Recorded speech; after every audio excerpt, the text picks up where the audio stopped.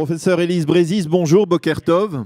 Bonjour. Alors, heureux de vous recevoir dans studiocalita.com. Comme je le disais tout à l'heure, nous parlions avec Yitzhak Dan qui a organisé le colloque qui se tiendra aujourd'hui, au moins en partie, le colloque qui se tiendra aujourd'hui à l'université de Bar-Ilan et au centre d'Ahan autour de ce thème, la communauté française, un défi pour l'éducation et la société israélienne. Vous allez prendre la parole dans le cadre de ce colloque pour parler plus spécifiquement de la contribution de l'Alliance France à l'économie israélienne. Et vous avez fait dans le cadre, je ne pense pas me tromper en disant que c'est dans le cadre de Calita, une enquête, une étude l'année dernière que vous aviez présentée, je me souviens, dans le cadre du board de Calita, une enquête sur justement la contribution de l'Alliance France à l'économie israélienne. Comment peut-on donc mesurer cette contribution, professeur Brézis ?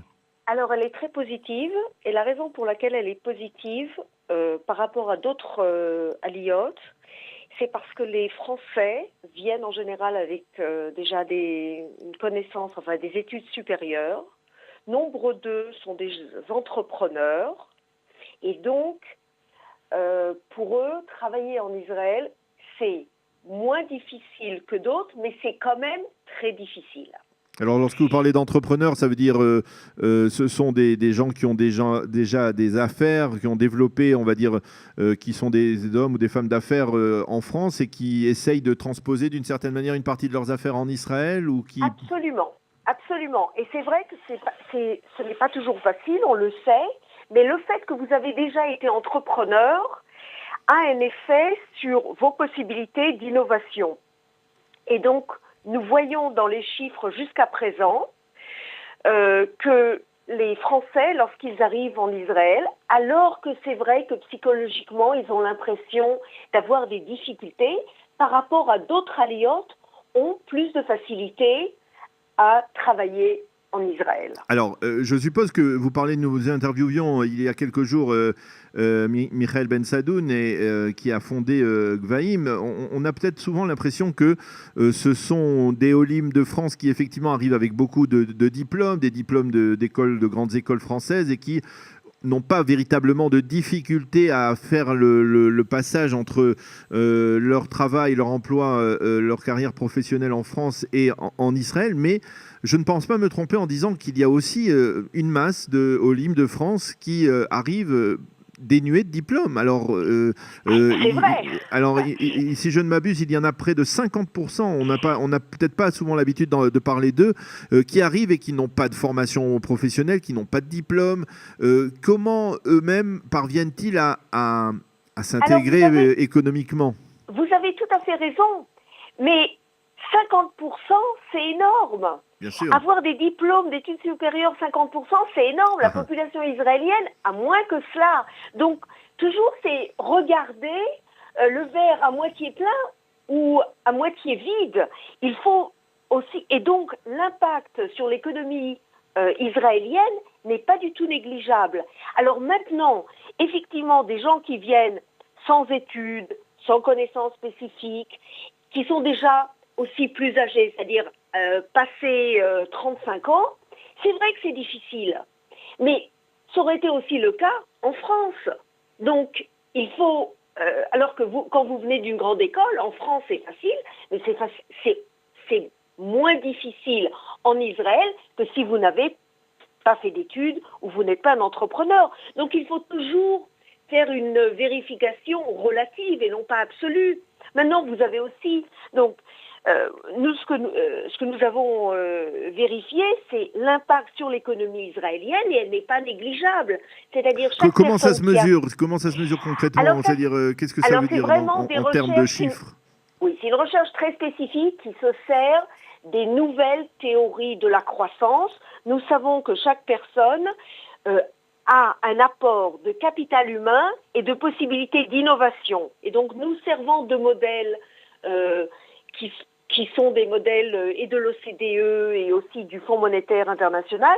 Nous avons donc vérifié ces données-là sur l'impact en Israël. Et donc nous avons trouvé, si vous voulez, que lorsque nous savons aussi qu'en Israël, nous aidons la LIA, c'est-à-dire à peu près chaque olé reçoit quelque chose en moyenne comme 43 000 Le shekels. salklita, hein, le panier d'intégration. Oui, mais alors nous avons vérifié que pour chaque shekel qu'il reçoit, l'impact sur l'augmentation du PIB, donc du produit national, augmente de 15 shekels. Et en fait, comme il va payer des taxes, son impact sera à peu près de 4 shekels de revenus fiscaux. Donc, on voit l'intérêt, si vous voulez, on ne fait pas la LIA pour des intérêts économiques, mais finalement, l'impact économique n'est absolument pas négatif. Ça veut dire que l'État d'Israël investit, lorsqu'il donne le salklita à des Olim de France, il investit et il va revenir, on va dire, récupérer sa mise 4 fois plus importante de manière... Absolument. Et il est absolument, et tout le monde en est conscient.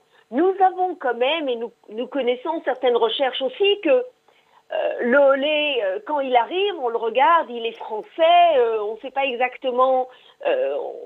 Des fois, il y a des difficultés, effectivement, psychologiques, je dirais, d'absorption, mais c'est normal.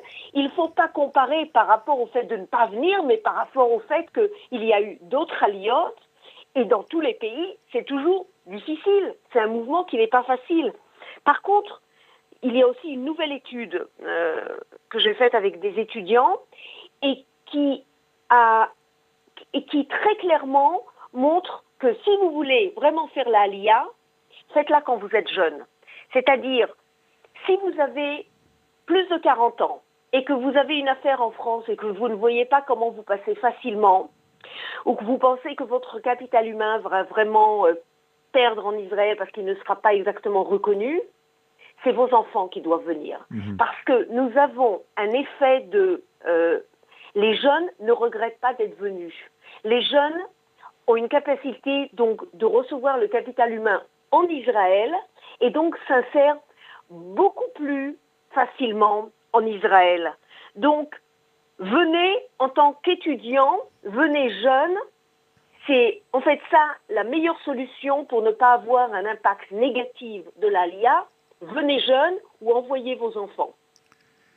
Eh bien, docteur Élise, professeur Élise Brézis, merci de nous avoir éclairé, en tout cas de nous avoir donné envie d'en savoir un peu plus sur cette étude que vous avez réalisée l'an dernier pour Qualita sur la contribution de l'Aliyah de France à l'économie israélienne. Et vous allez en parler donc aujourd'hui dans ce colloque qui se tiendra donc à l'université de Bar-Ilan. Je rappelle que vous êtes vous-même professeur, enseignant à l'université de Bar-Ilan. Merci d'avoir été avec nous pour répondre à nos questions et bonne chance pour ce colloque.